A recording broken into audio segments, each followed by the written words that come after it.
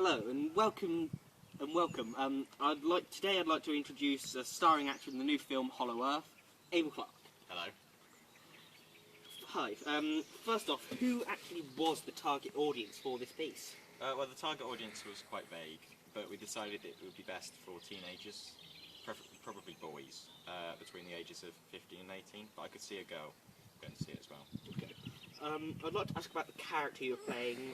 How do you feel about the way your character was presented and what sort of person they are representing? Well, we wanted to portray the character as a teenager in a world that had been completely destroyed due to a post-apocalyptic sort of scenario. And we wanted him to seem quite strong and independent and show how he could survive due to these traits. We also wanted him to relate to teenagers of this day and age. So we wanted him to seem strong and independent because that's how lots of teens like to feel. They like to be strong, they like to be independent.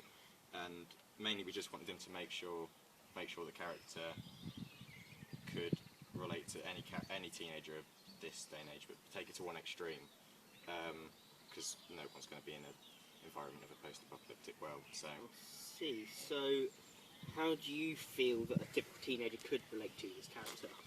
I think any teenager could relate to it quite strongly. Not obviously directly, because no one's been in a post-apocalyptic world, but some of the traits the character shows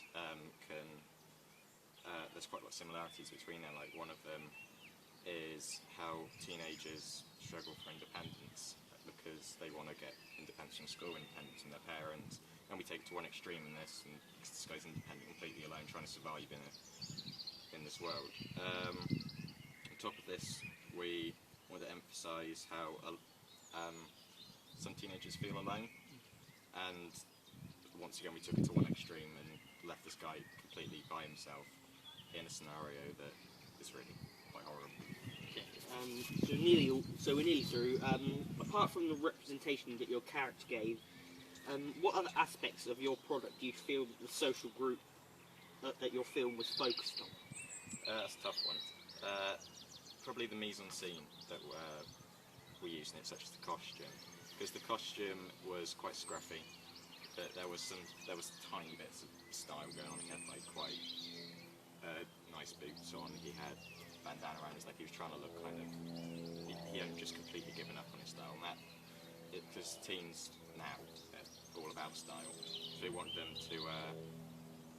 We wanted to present that we didn't know what this character was like before the apocalypse. You don't learn that through the opening sequence, but we wanted him to seem that he did have some sort of grasp on style, and even though the world was completely ruined, he wanted to stay with it.